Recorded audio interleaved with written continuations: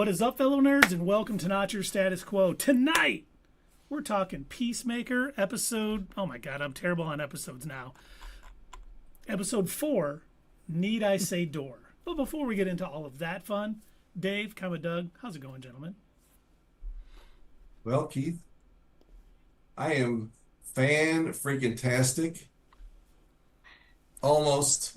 I went to the game today, which I don't think I'll ever do again, watching the Bears-Lions game. And it's just everything there is just like so outrageously priced. I'd rather just sit on my couch and watch it from now on. So, and my team got smooshed anyway, so I managed to try and get myself into a better mood on the way home so that we could talk about this awesome show. I can't wait. So, Doug, how are you doing? Well, Dave, let me tell you, I am outstanding for the most part. I checked my fantasy league scores before we started streaming and not doing too hot, not great. Probably would have helped if I would have known a little bit more about football and about these players and their strengths and weaknesses. But yeah. Sometimes it helps and sometimes it doesn't. You never know. True, true. But yeah, I'm also looking forward to talking about this awesome show. So, Keith, sir, how are you? Gentlemen, I am tremendous. Unlike Dave, my team has been playing rather well this year and played Thursday, so I got to enjoy football for what it was today. And like Doug, I know I'm getting destroyed in fantasy football, so I refuse to, when you know your players and you kind of know who you're playing against and you see all the other players going wild, and it's like, what did my player do? 3 interceptions. I'm not looking. I'll look at it. One catch for 2 yards. Yeah, exactly. 3 drops, 2 fumbles. Oh my God. But that doesn't matter because we are talking Peacemaker. We are halfway through season 2. We watched episode 4, Need I Say Door, and it was a rather enjoyable moment. One of my favorite nicknames for someone was said. I probably can't repeat it because this is a family show, but we'll talk about that because this episode starts out like 35 years ago. Chris is with his brother Keith and his dad, and they're on a hunt. And they come upon a little extraterrestrial creature. And, well, they shot it, I should say. And then Chris is saying, basically, we should spare it. And that's when we know what dimension they're in, because Augie... Because he was not forgiving. I thought the thing was really cute. What are you going to do? It's squirreling there for its life, and then you just blow it. It was clearly very sentient. It was in fear. It was like, attempting to like, no, please don't. Like, it seemed to know what a gun was as well. And, it felt that its life was in danger. There was no reason for Augie to shoot it. It was just there. It wasn't showing any danger. But, of course, he's kind of a villain. But it also answers my question. It wasn't a white American.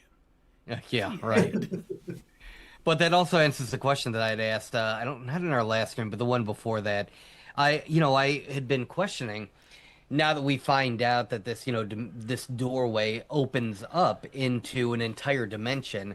In season 1, it just kind of looked like an extra storage space where you would go to work on the helmets, and it didn't seem as though it connected to any other doors or anything like that. And now that we found out that it was like bigger and it opens up into an entire multiverse and everything, I was thinking, as backwater redneck as Peacemaker's dad is, it's weird to me that somehow he's this master builder and he is able to create and invent this door and doorway into another dimension and make all these helmets. And then we come to find out, no, he didn't invent any of them. He is not that smart after all. And I'm like, oh, good. I was like, I can now see him as the true supervillain he is. I don't have to give him credit for doing anything smart. I like when Abadeo... You're jumping ahead there, Doug. We haven't got there yet. I do like when Abadeo, though, says, I thought your dad invented it. He's like, oh, God, no. So, that's what I thought, too. Yeah, I think we all did. That was her speaking for all of us at that moment. Yeah. But, yes, we're not jumping to the end because we kind of jump to the present day. A.R.G.U.S is about ready to take over Chris's residence, looking for the quantum unfolding chamber, or the QUC, and arrest, Peacemaker. And John is accompanying bird hunter Red St. Wild, who was created just for the show. He has not been in DC Comics. And man, all I have to say is that ride where first, oh my God, gotta give it. It was funny. My notes. First, Red St. Wild calls John Hagrid because he's big with a beard, which I was laughing at. And he's like, okay, whatever, Captain Cultural Appropriation, which I found funny. And then he calls Judo Master Kung Fu Bulbasaur, which John loves his Pokemon. And then, of course, Judo Master comes back calling him Wild Bill Suck. Yeah, we get it. Can't say that. And I was laughing. That was I had to rewind it because I'm like, did he say what I thought he said? And I rewound, I'm like, he did. That's awesome. But Michael Rooker as this Red St. Wild is just awesome. He is just crazy.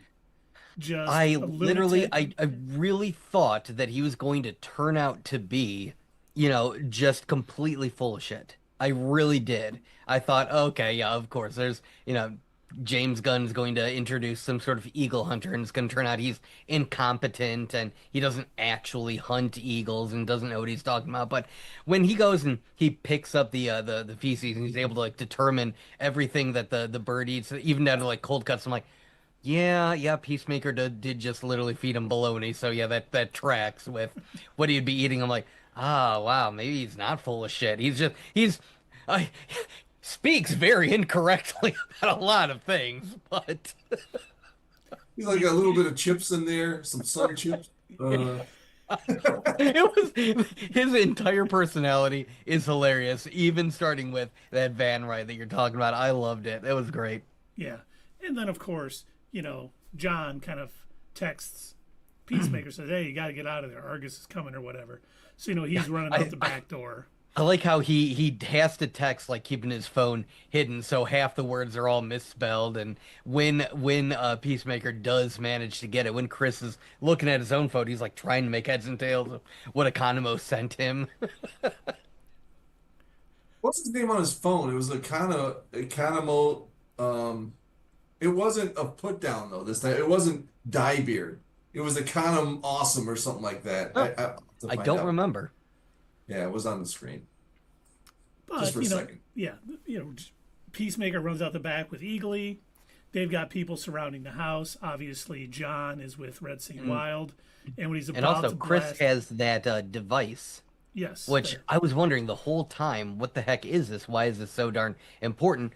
Duh, Doug. Obviously, it has something to do with the reason why he's escaping, but it didn't dawn on me until the end of the episode. I was like, oh! Yeah, I think most of the people pieced it together when they took it from the alien and he was grabbing it. Hush, Keith, I didn't know. I thought it had something to do with his helmet. It did kind of look like his helmet. I honestly thought that at first when it was sitting there. I'm like, oh, is that the first Peacemaker helmet? That's what I thought. Yeah. Okay, good. I'm not alone. But I mean, it's just my thought lasted way longer than it probably should have. But Red St. Wild's about to blast Eagly out of the sky. John kind of knocks him over. He smacks his head on the ground. And then he gets up. He's like, my third eye is open. This is all the blood pouring down. That's right. And I'm like, again, I'm sitting after all of that, I'm like, nah, he's still full of shit. Only to once again be proven wrong later on, which we'll talk about later. yeah, I was the same way. I'm like, God, he's so full of crap. Well, after eating the bird crap, I guess technically that's true. Yeah, I should have known that he knew what he was talking about when he's like, cold cuts, and I'm like, Right. this guy's crazy.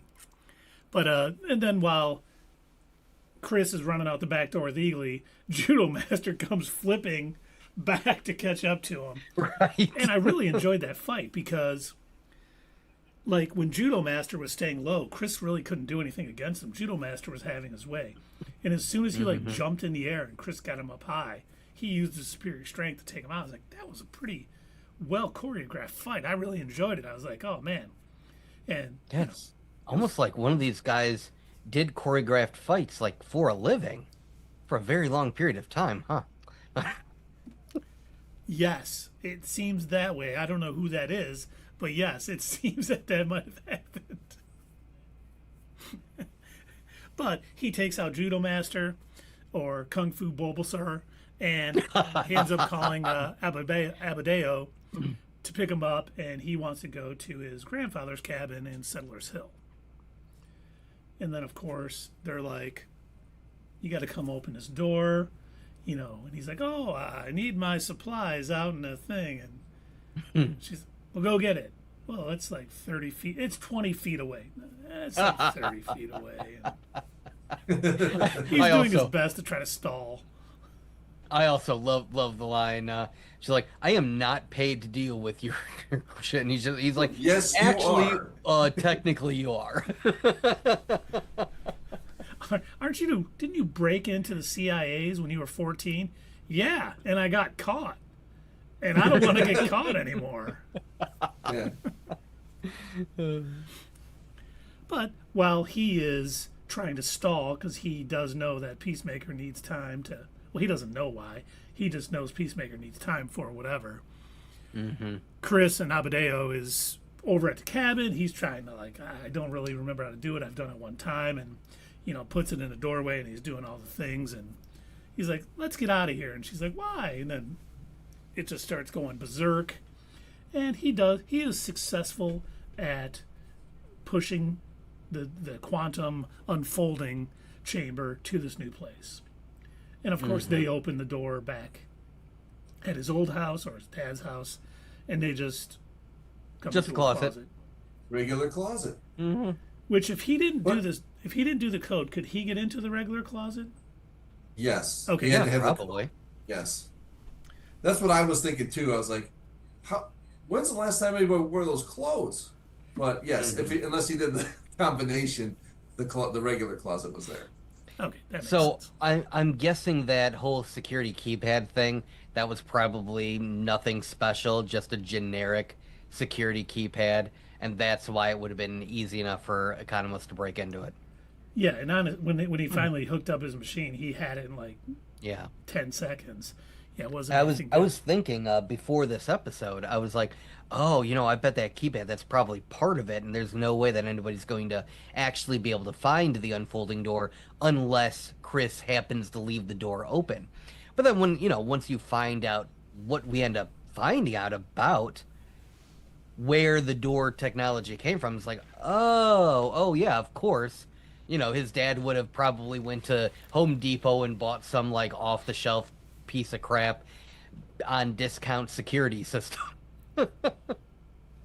And did we ever figure, did that code that he actually punched in there, did that relate to anything?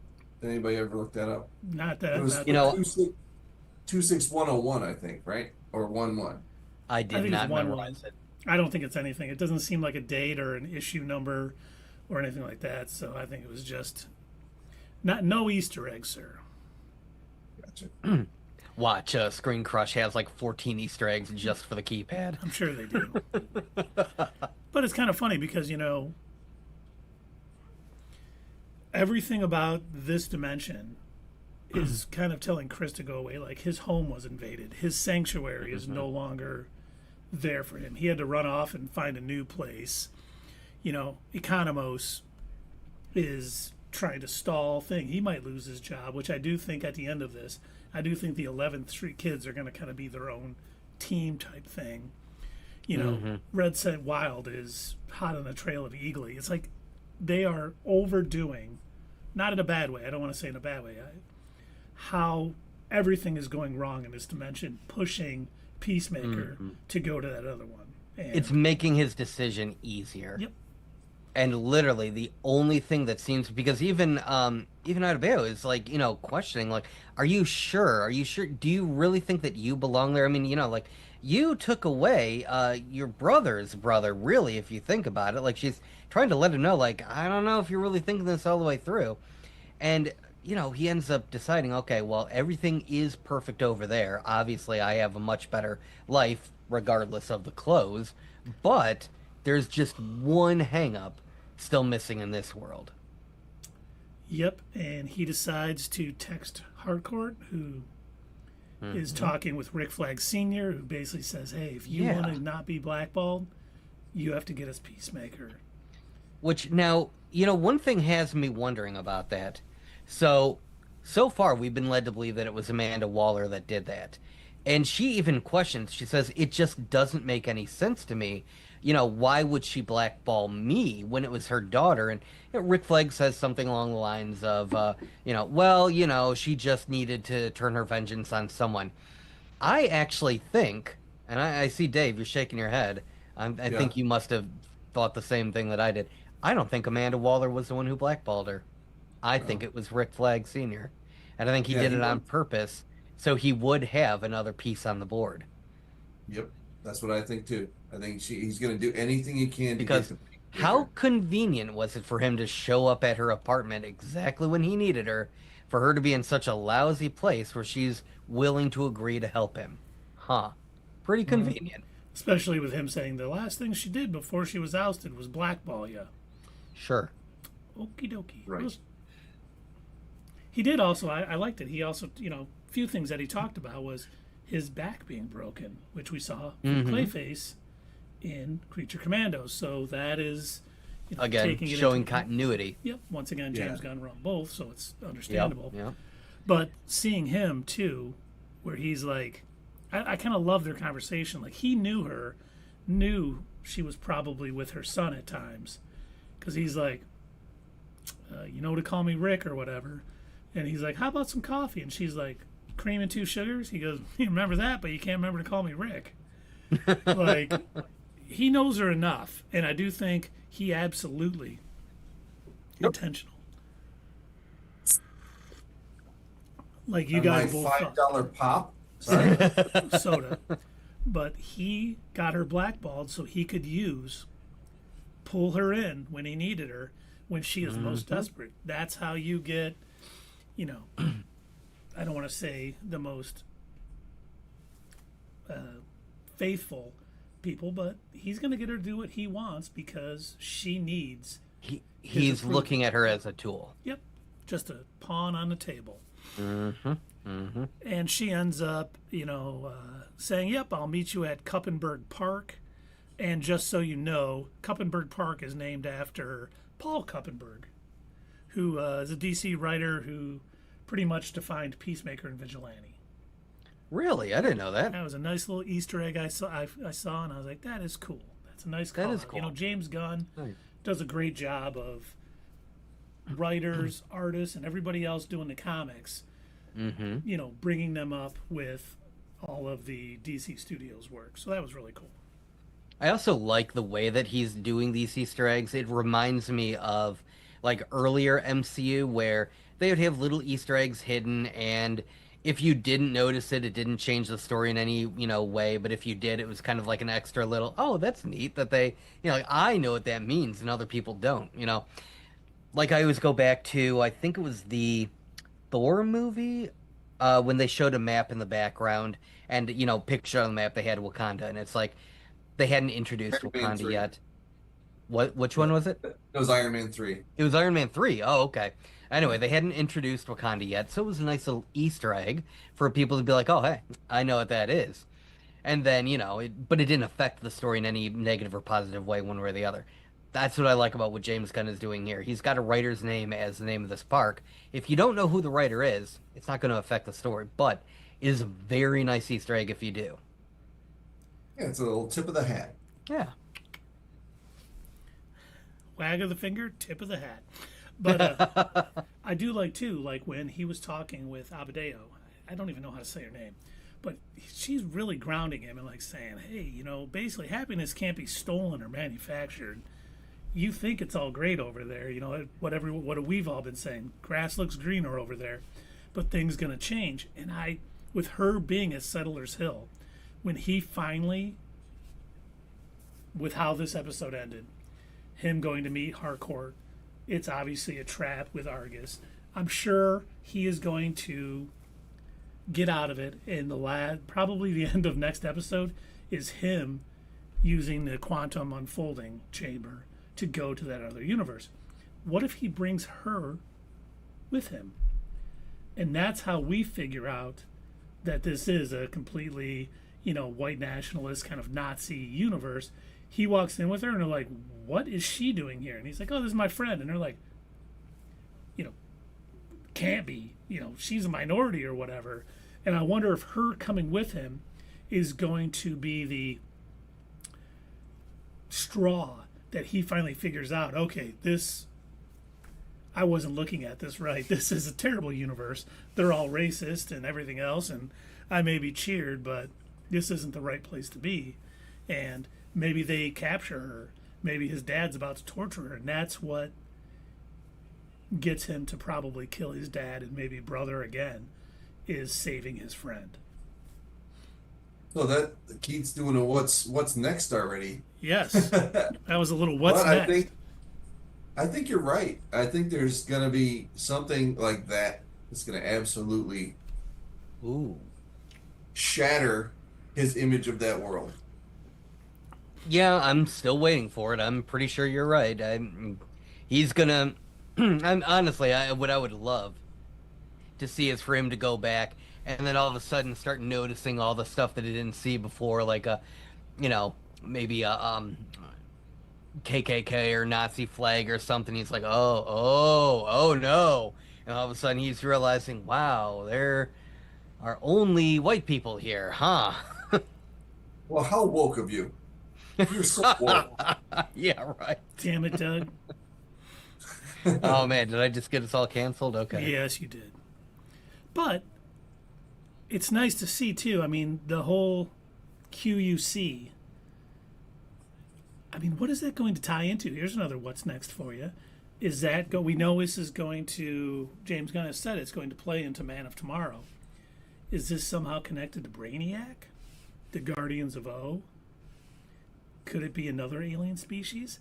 This could be what brings some bigger danger to Earth or our dimension that Superman and Lex Luthor have to team up to get.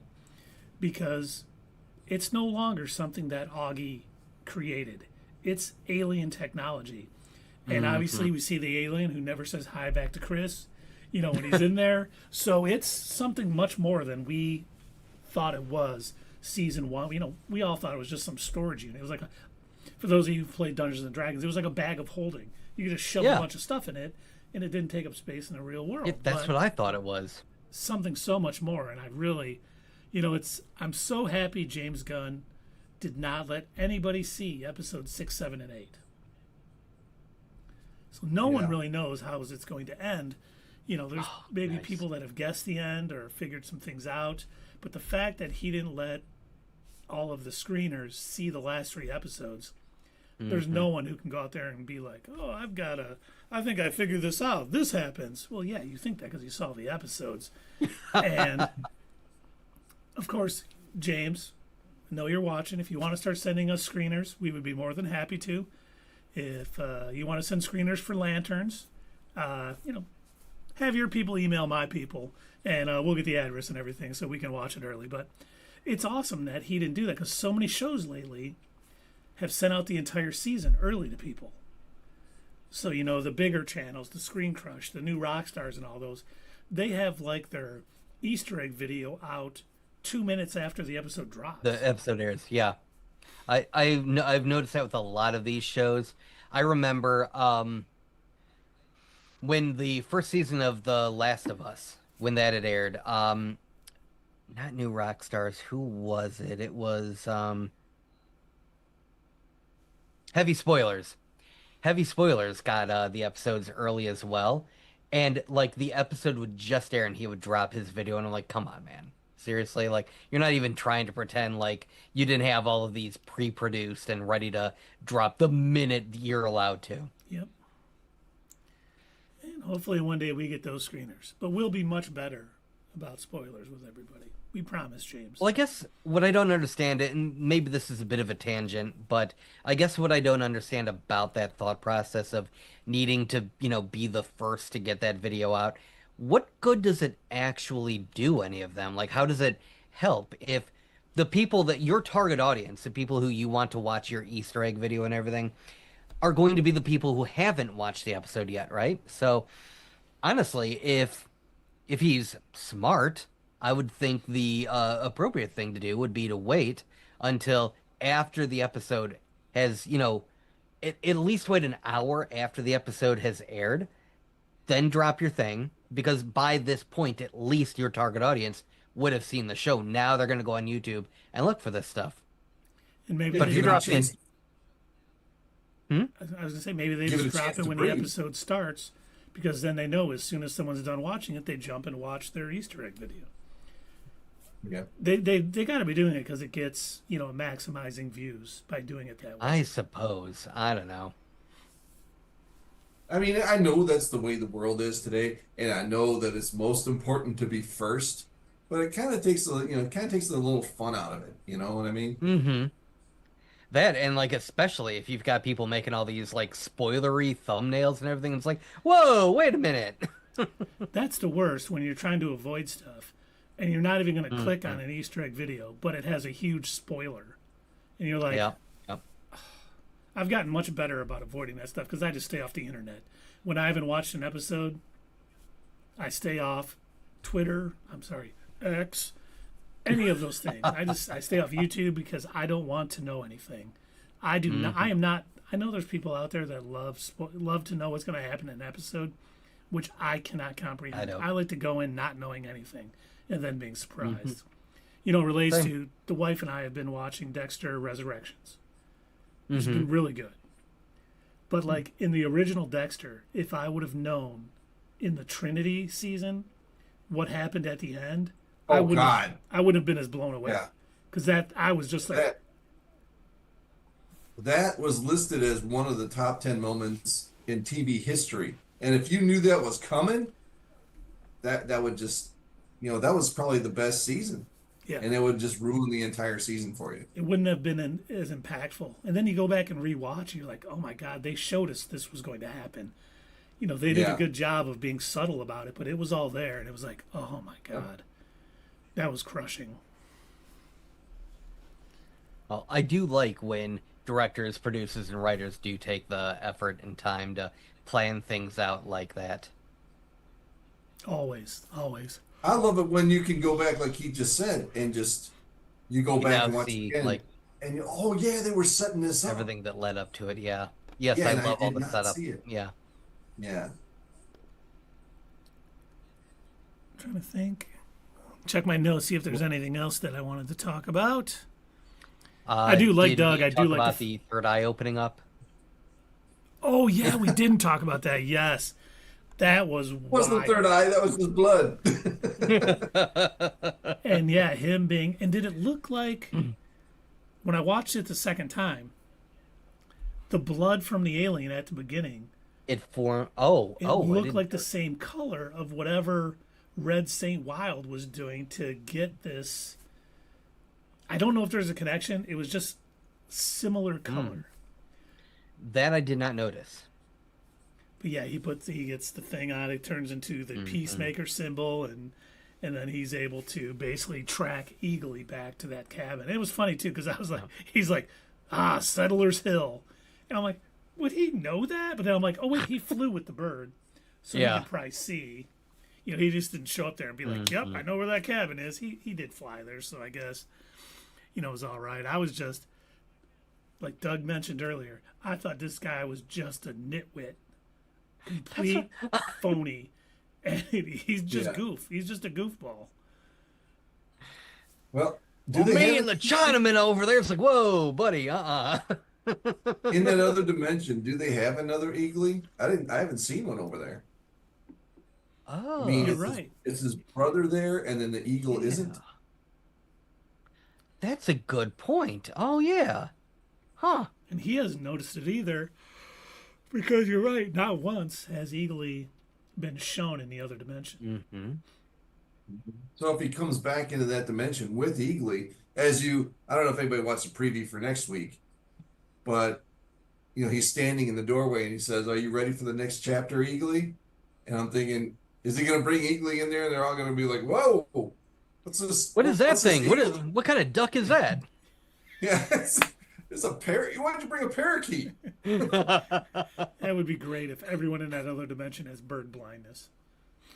Oh, eagles have been outlawed because it isn't really America anymore. Oh, that could be, yeah. Or America lost World War II, so I like it. Hmm. apparently speaking with German accents. God. Well, Oh, that was that the would thing. be really bad if he overlooked that. Oof, yeah. I wanted to bring up, I'm glad you said that, because another little hint that this dimension is not, has the possibility of Germany winning World War II. The way they pronounce Bloodhaven. In Creature Commandos, when they said Bloodhaven, they said Bloodhaven. They were calling it like Bloodhaven, or how did they say it? It wasn't the same. And I do think that was intentional. I can't remember how they said it. Interesting. Well, now I'm gonna have to go back and watch because I don't remember them pronouncing it different. All Yeah, right. when Chris, Chris is talking to Keith, they all say it a little bit. It's not Bloodhaven, it's Bloodhaven or something. I forget, but Okay, all right. they made an effort of saying it 3 times in that episode. Interesting. Another little hint that this is not the Yeah. wonderful, this is not the best dimension ever, as Peacemaker likes to call it.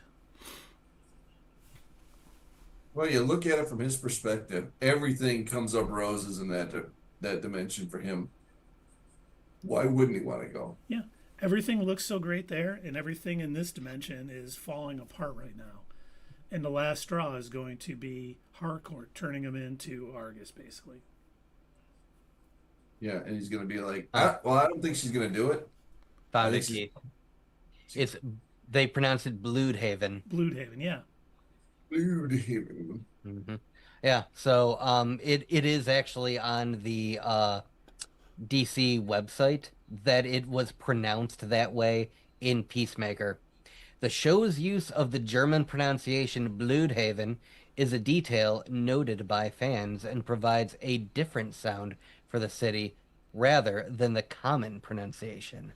Well, there you go. We could have just unraveled the whole ball of yarn. That is some good ears, Keith. I did not catch that. That is excellent. Well, with the last name Ritter, And I didn't even Yeah.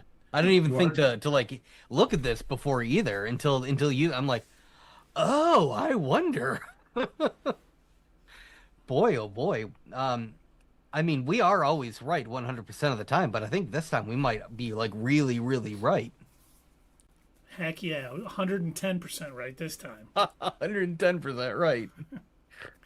And I like the fact that it's this doorway, the symbolism of the door, it's choices, escape versus confrontation, reality versus fantasy, all these things that, Peacemaker's not the smartest guy, not the sharpest stick in the woods. No. And, A.R.G.U.S is giving him good advice, like, this doesn't sound real, there's got to be a catch, nothing's that good, and, you killed the Peacemaker there, and you're just going to take his place? I don't think it works that way. And she's being very level-headed, very grounded, but he's not going to listen to it because it just seems so great there. I think all of us could fall into that trap. We've done it probably with work and other things. You have a job you don't really like, and you find another job, you're like, this is going to be the best job ever, and you get over there, and it's like, oh my God, what have I done? This is worse than my last job. How was I tricked like that? And that's 100% what's going to happen to Chris. And of course, with all that's going on and all the travels and all the A.R.G.U.S getting involved, that will be what causes whoever really owns this kind of technology or created it, whether it be Brainiac, the Guardians, a Vogue with the Green Lantern tie-in, or something else. That's what's going to really alert them to kind of here it is and maybe cause an invasion or Brainiac to come to Earth, which I would love for Brainiac to be the villain in Man of Tomorrow. That'd be fantastic. That would be pretty cool. I would be curious, like, which backstory they would want to go with, or like how deeply they want to, like, how. I guess I want to know how weird James Gunn is willing to get with it. I think we know They he's should willing to have- get pretty weird. Do the same stuff that they did on Harley Quinn. That's what I was Maybe- wondering. Are they going to do something like that?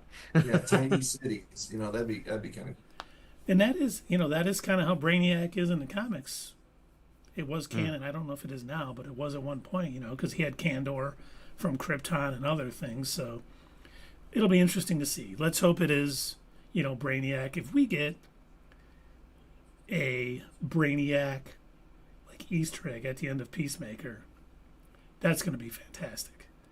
I do think, for whatever reason, it's going to be, and I don't want to WandaVision this, but it does seem like the fact that he didn't show anybody the last 3 episodes, I think there's going to be some huge reveals in these last 3 episodes. And the fact that James Gunn, wrote Superman, wrote Peacemaker, wrote Creature Commandos, and is writing Man of Tomorrow, it's going to all tie together. So it's something because he even said when Superman was done and they announced Man of Tomorrow, he's like, I already got all the treatments done. Everything's in place. So it That's wasn't awesome. like he just worked on it over. He probably finished Peacemaker knowing how it ended would lead into Superman, Man of Tomorrow. And that's the kind of, connection we need in this kind of universe. It makes me very excited for the DCU going forward. Now, Yeah, it doesn't have to be everything so tightly woven. Just that it has to make sense when you put it together. I like that. And he's doing that very loosely, but I like the way he's doing it. I And agree. by the way, let's not forget about Vigilante in this episode becoming a handyman of all trades. He's going to bring Right. in and kind of set him up with a door, And, He just didn't, I knew about the quantum realm or whatever. It was Yeah, almost his like an best friend. afterthought too. Like Chris had asked him, like, "Hey man, I really need you to go to Home Depot and get a door and some stuff." And so like he goes and he gets it, he brings it to the cabinet, and Chris is all like, "Oh yeah, the door. Shit, I guess go ahead and bring it in. We don't really need it right now, but." and then I'm going to take your car to go meet Harcourt. And he's just like, Right, yeah, go ahead, get it done. I love too when they walked in, and Ebadiah was like, oh my God, look at all these spiders. Vigilante or Adrian would love this place. Yeah. Ask me a spider fact. How many Nope, eyes do a wrong. Black Widow have? Hold on. 2. Wrong. They have 8. Oh, I knew Ask me that. something else. Ask me if they're hairy. You already know that they're hairy. Ask me about owls. I know everything about owls. I'm starting to think you don't know everything about owls. Total Easter egg to the Court of Owls, dude. Totally getting them in Batman Brave and the Bold. You know, Still could man. be. You never know. He said this was setting up other movies, Yeah. so there you go. Which would be great. Court of Owls was awesome. Mhm. But Yes. anything else from you guys? Any what's next? Anything else you want to talk about from this tremendous episode of Peacemaker? The only what's next that I have is one that I've already mentioned, and I just want to remind folks out there, if you missed it the last time that I said this, I think this is my ultimate what's next for the end of this season. I think because we had Aquaman make an appearance at the end of the original end of the season of Peacemaker last time around, I believe we are going to get a return of the same actor, only as his new role of the main man, the most famous bounty hunter from space. I really do think that we're going to get him showing up in the end of the season, just to kind of establish it's the same actor, different role, better role. And also, just I think it would be a fun little Easter egg to have him appeared in both seasons of Peacemaker, just now as 2 different roles. And it would also make sense because we know he's in Supergirl, and the next Right. movie coming out is Supergirl, so it would lead So into that. perfect connection, right? Yep. And we just said this is exactly what James Gunn is trying to do. He's trying to keep everything all connected. Now, normally I wouldn't be a fan of like one person having a voice over an entire thing, but I think in this case, for something that, you can't, or you want to avoid there being any sort of confusion and dates and numbers and all this stuff, it is good to have that one person kind of checking over everything. I don't know if Dave's best friend in the world, Kevin Feige, if he kind of let the directors do too much and sort of laid back on the oversight, sort of took a step back. And maybe that's why we have little errors and mistakes here and there. But clearly James Gunn is not letting the foot off the gas just yet. And I do think he'll read everything, and he's got a good mind and be like, oh, we got to change this because of this and that. And yeah. I honestly think a lot of the less than quality things we got out of the MCU was because they were trying to produce so much content that no one could keep up with it all in every direction.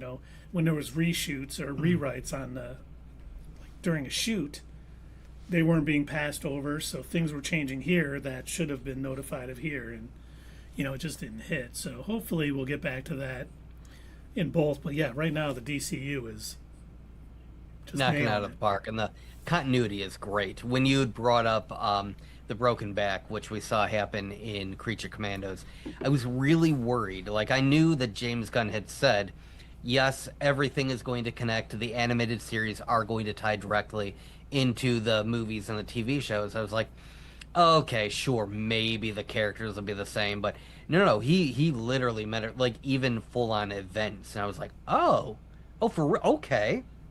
Yeah, and having every appearance by whatever character be the same actor, and however long they can get them under contract, even if the part is a small part, even if like, say Rick Flag was in another movie and he only had 2 lines, it would still be, what's his name? Frank Grillo. Frank Grillo, yeah. Yeah. Frank Grillo, it would still be Frank Grillo. I think that makes the universe just all that more, cohesive, connected. Yeah, it doesn't have to be. They don't have to have a major part.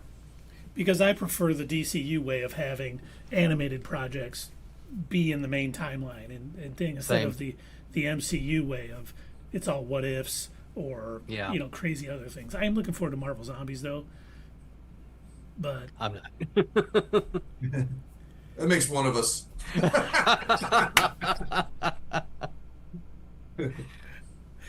I don't think it'll be as good as Andor. I want to drop. You guys weren't looking forward to Andor crack, but I'm not going there with the Marvel Zombies. I'm not going to do that. You really compared this one-off Marvel Zombies I did not. to No, I said Andor. I'm not going to. I said I'm not going to, Doug. I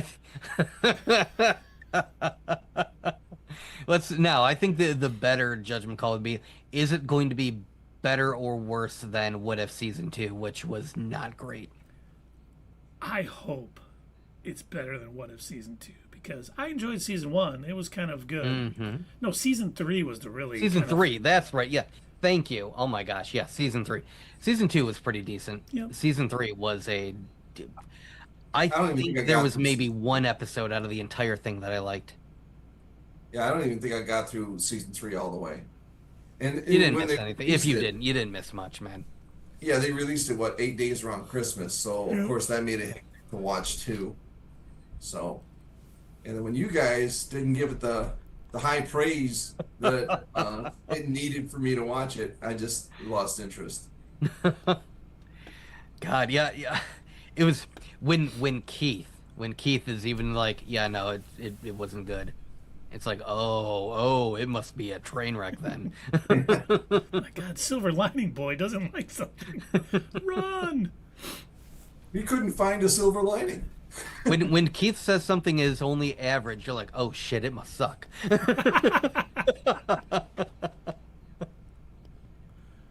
Unless it's, of course, my favorite. Morbius, yes.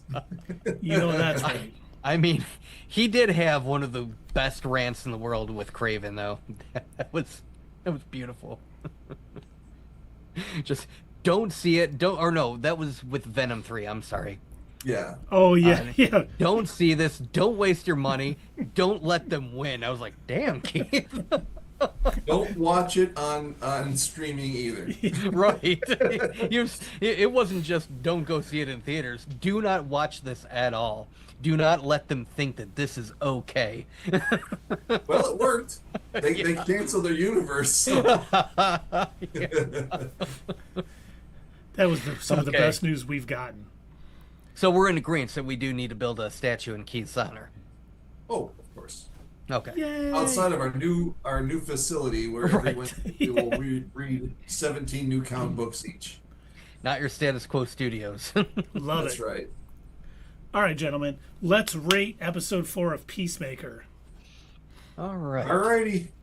I loved it. I love the way they're going. I love James Gunn's writing. I mean, Brightburn wasn't the best work, but like you said, I don't think he wrote that. It was He his did not brothers write or something. So everything that he's written that I can think of, I've enjoyed. So I like the way this show is going. He's piecing stuff together. I have a lot more patience with his direction and writing than I do with other people because, like the Alien series that we're watching now, some of that stuff you can see coming a mile away. I don't see things happening a mile away with this show. It's not like it's a huge surprise, but the way it's going, I like it. It's fresh, it's new. I like with our what's next. Yeah, I think that's exactly what's going to happen. He's going to be tempted by the other universe, and it's all going to fall apart on him. And the way they're setting that up is just beautiful. I don't know what's going to happen with Rick Flag because Rick Flag's a good guy, but I don't think he's going to end up being a good guy on this show because he's working against the Peacemaker. I don't think he's going to let that go just because it's his son. If there's some way they can make up, I think that would be great. And then they can have some standoffish relationship and they're on the same team. That's cool. I don't know if that's going to happen, but I really enjoyed this show, this episode. It was really good this week. I'm going to give it a 7.5. Yeah, I agree. This was quality episode. The action, the banter, everything about when. Oh my God, we didn't talk about this when Red St. Wow was calling the little Chinaman, and he's like, I'm Vietnamese. And then he calls him in again, and even John was like, dude, he said he was Vietnamese. He's like, so, And it's the He goes, same "That's thing." part of China, isn't it? it's just, James Gunn does a great job of weaving all of these characters together, getting things adding up. Just a joy to watch. Like, these episodes fly by. Like, it was only 38 minutes or whatever, but it seriously seemed like I watched it for 15 minutes, and I'm like, credits? Like, what? How can this be? All the acting is great. Everyone on this show is so good. Even the people who are different in the other dimension act different. You can see which universe they're in just by the way they're acting. And so you don't have to have the exposition of, yes, we are in this dimension now, guys. It just plays out. And they do a great job of it. James Gunn does the best job of picking weird songs that just fit to what is going on. And he's done it with every episode this season. And this was no exception. I loved it. I thought this episode was great. I watched it twice. I might watch it a third time before episode 5 comes out. And I'm going to give it an 8.1. This is building towards something that seems like it is going to be worth our time. And, it does everything that I like in these shows. One of the reasons I shouldn't say we all, but one of the things I like about a cinematic universe is things leading into new things. And as much as they don't do it with the post-credit scenes, all the writing seems to be leading in. We know that Peacemaker Season 2 is going to lead into Man of Tomorrow, and stuff going on in Lanterns is going to be a part of this bigger storyline. And, they do enough that just keeps me interested for the next project, and I love it. Yeah, I am in agreement with the two of you. This season has been fantastic so far. I loved the first season of Peacemaker, so I'm so glad that they're keeping up the same momentum.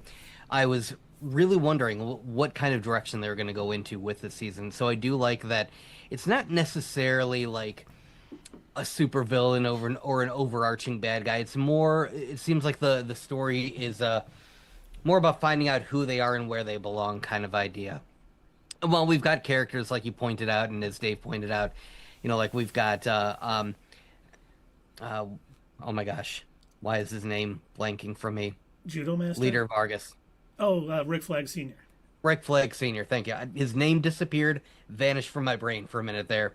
Uh, I think I need to go get my brain checked out. But anyway, we've got Rick Flag Sr., who was the good guy in Creature Commandos, and he is supposed to be a good guy, but yeah, he is acting kind of selfishly, and he's thinking only about getting, vengeance for his son. And I do understand as a father, he's obviously very broken up, but he's using his position. He's taking advantage of his position to do this. And like Dave said, I also think there's going to be some point where the two of them are going to have to work together. Maybe this other universe is going to encroach on theirs, a la like Justice Lords coming into our universe kind of deal. Trying to think that they're going to make it better. It could be that the father and brother Augie and Keith are going to come over from that universe, thinking, you know what, we're already the top trio there. We can be the top trio for real in this universe where they really need us because it's not clean enough, if you catch my meaning. So yeah, I do really like the direction this is going in. I am uh, loving the overall story, loving the characters, how much they're expanding them. What I was angry about, though, was that cliffhanger. How dare you be such a good episode and then roll credits, and immediately my thought was, I need the next episode now. I need to know what's going to happen because you can't just like pivotal moments for every character. You've got Ida Bayo, who's like wondering, am I about to lose who's essentially kind of like my best friend? I've lost everybody else. My fiance left me, or was her wife? I don't remember. Fiance or wife? Fans. Yeah. Fiance left me. My mother has basically disowned me. I can't get a job anywhere. I thought I was going to get a bunch of you know, hits from this magazine ad only for Peacemaker to tell me the entire thing is a scam. So like her life is falling apart and now she's about to lose her only actual friend. And she's wondering what she's going to do. We've got Eagly being hunted by a psychopath with magic third eye powers. We've got there's something going on with all of these characters, and I think most importantly we're going to find out, the whole grass is greener on the other side. Chris is going to have like an eye-opening moment and be like, oh, maybe it's not. And I cannot wait to see how it's all going to play out. So, episode amazing. Can't wait for more. I'm going to also give it a 7.5 out of 10. Let me just outstanding talk about something you said, because we've talked about Sure. before. We do think Wait, Amanda Keith. Waller. Is that a caveat?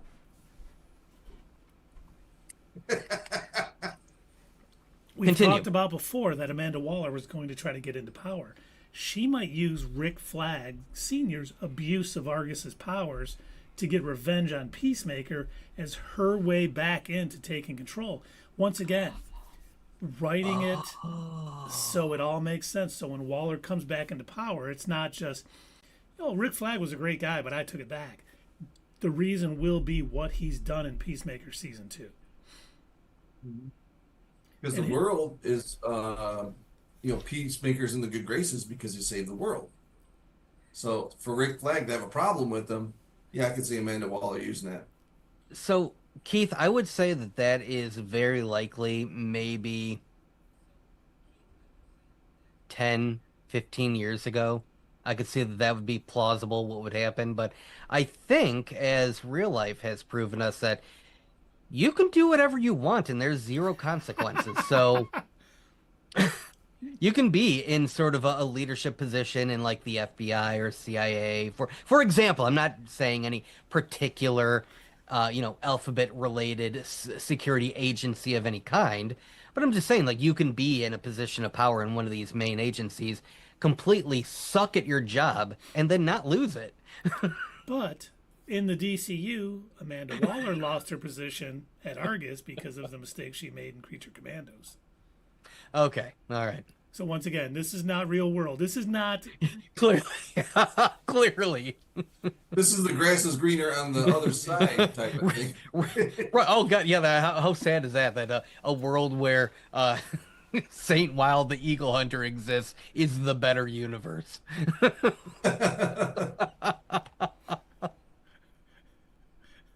That is just sad.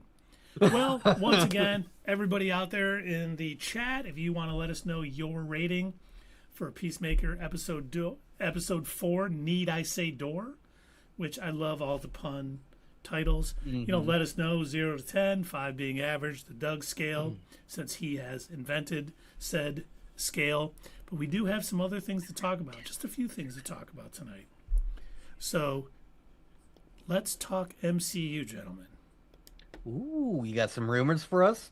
Or some news? Or some rumors. 2 rumors. Okay.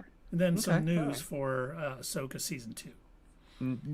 About how plausible. This first one is pretty much a no-duh rumor. I think this is one of those where they're like, this is a rumor. The Grim Reaper will have an important role in Wonder Man. Oh, Oh, yeah. No doubt. Just because he's, Simon's brother. Sure. Okay, yep, that makes a lot of sense. This other one is interesting, though. Advanced Idea Mechanics, AIM, their soldiers will appear in a Marvel television show coming up, which made it sound like that might be Wonder Man. Oh, I thought you were going to say like zombies or something. No. Yeah, it might be zombies too, but it'll be interesting if they do bring in Advanced Idea Mechanics, especially now because, they're another group that science-based, they're always trying to build weapons and do all this crazy stuff. And I wonder if they're going to have AIM be who gives Wonder Man his powers. Because in the comics, it was Baron Zemo, and he basically, Baron Zemo, Simon Williams, his company went bankrupt, and he blamed Tony Stark for it. So Zemo and the Masters of Evil came in and said, yeah, we'll give you, powers, and I just want to let you know that Tall Guy 0403 subscribed with Prime, 36 months. Thank you, Tall Guy 0403. We appreciate it.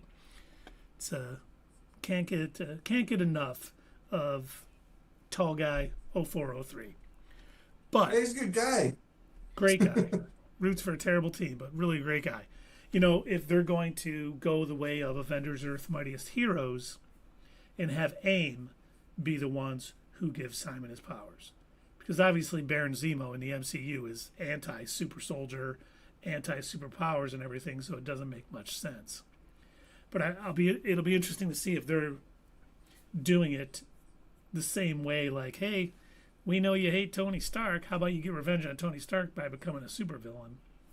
And in the comics, he ended up finding out that, hey, the Avengers are the good guys, and turns on Zemo and thinks he dies, but it's really just a metamorphosis into his being of pure, iconic energy.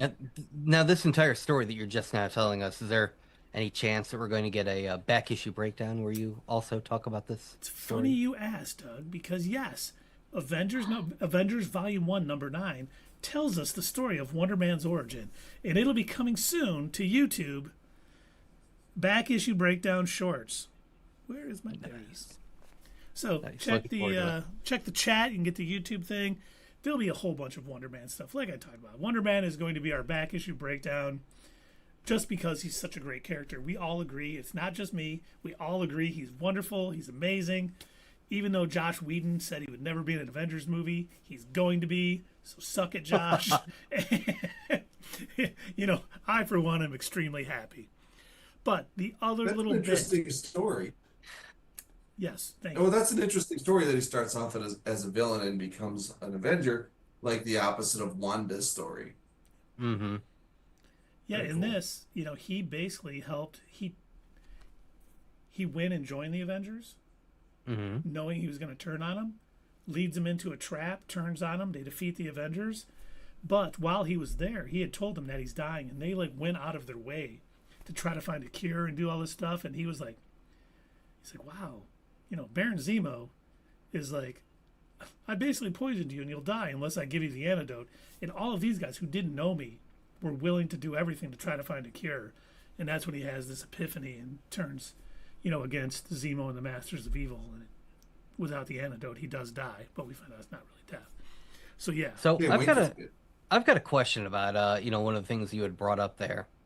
So other than, the whole obviously Grim Reaper showing up, but when you had mentioned that AIM would probably make an appearance, which led you into it most likely being Wonder Man, I have to ask, how is what are your thoughts? How do you think Marvel and the MCU is going to make this work since they introduced and then killed off immediately MODOK in what was a movie that most people did not seem to care for?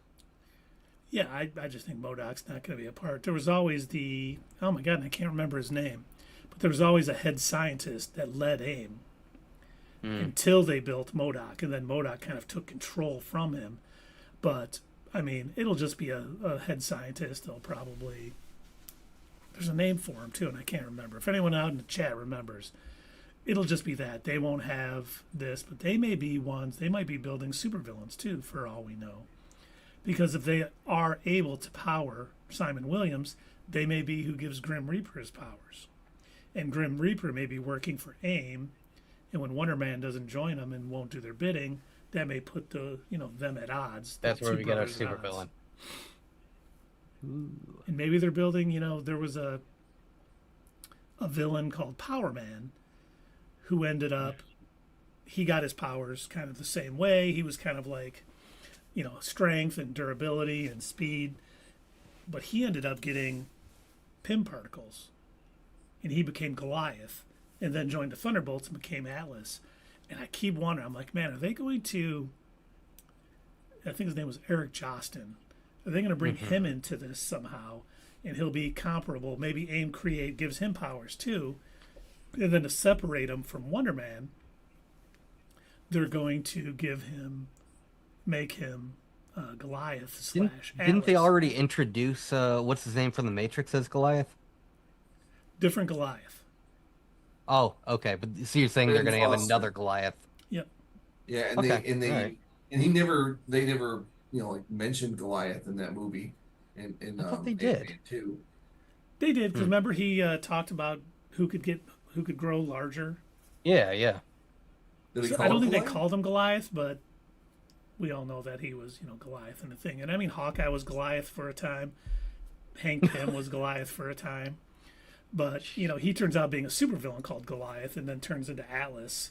And that may be, something they're looking forward to down the lines. I hope it, because there's a sweet, I think it's Iron Man Annual 7, where he becomes Goliath. And he fights Iron Man, Hawkeye, and Wonder Man. And he's just so, because he's also kind of the same as Wonder Man, when he grows big, he's so strong, it's kind of hard to defeat him. So it'll be cool to see. Does he when he becomes Atlas, does he do this? Yes, all the time. Was that Atlas. supposed to be an Atlas Shrugged? Yes. Yes, it was. That terrible book Ayn Rand.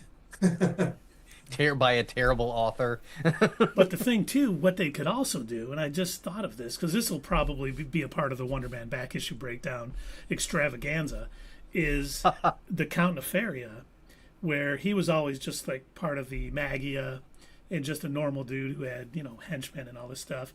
But at one point, he tricks Power Man, who becomes Goliath that I was talking about, the Living Laser and Whirlwind. He's like, I can enhance your powers, and I want you to use it to defeat the Avengers. And they're like, yeah, I'm all for it. And so he, boosts the power of Power Man. He boosts the power of Whirlwind. He boosts the power of Living Laser. But what they don't know is he's stealing their powers from them. So they go start fighting the Avengers, and all of a sudden, all their power goes away. And Count Nefaria shows up, super powered. He's like, has the lasers of the Living Laser. He has the speed of Whirlwind and the strength and everything of Power Man. And he becomes, it's a wonderful 3-issue arc where he basically takes away their powers, and he's just beating the snot out of the Avengers. And at the end of the second issue, Thor shows up and he's throwing his hammer at him. So you think, but the beginning of the third issue, he basically stops Thor hammer, much like Hela did in Ragnarok. And it's a nice fight. It'd be cool if we start getting the Count Nefarias, the Goliaths, some of these other villains. I would love the Wrecking Crew too. We saw the Wrecking Crew in She-Hulk, which wasn't anything. But it'd be nice if they get the, Asgardian crowbar for the Wrecker, and they share that power and, start just going around beating, they could be part of the Masters of Evil, or they could just be henchmen. Dr. Doom hires them to go, beat up people or something. It'd all Well, be we good. knew they wouldn't be the Masters of Evil. They'll be the Masters of the Unfortunate, because they're not just going to say that they're evil straight out. Yeah, just like it's no longer the that's- Brotherhood of Evil Mutants. It's just the Brotherhood. Yeah. Right. Exactly. It doesn't.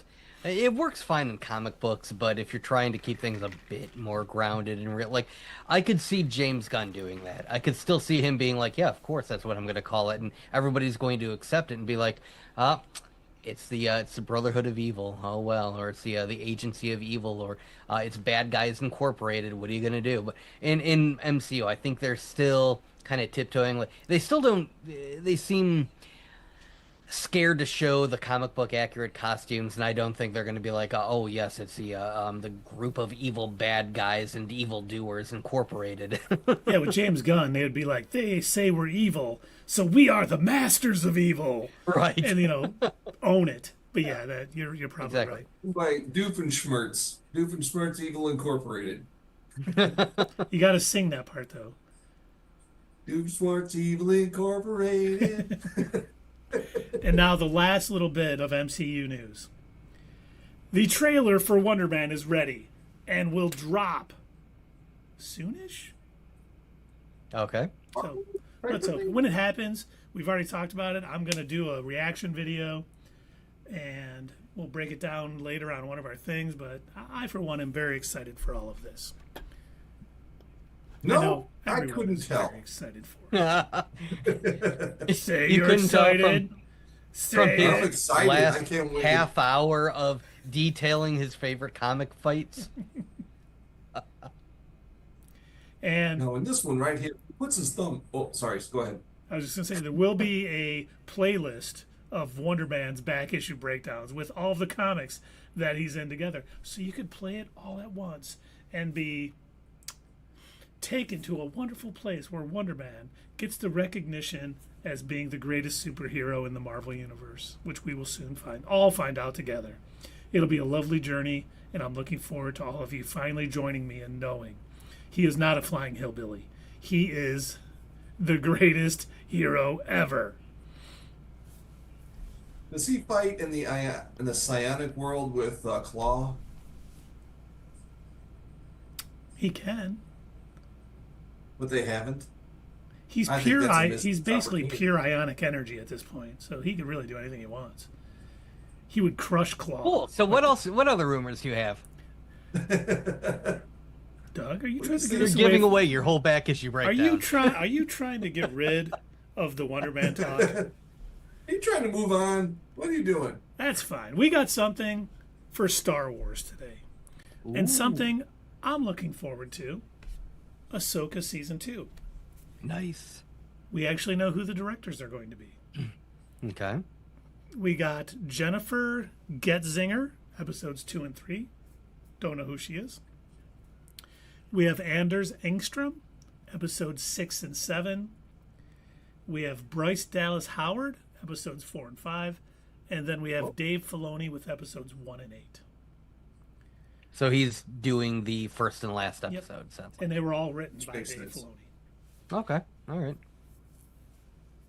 And is that Engstrom from Invincible? Yes, it is. It is the multiversal villain.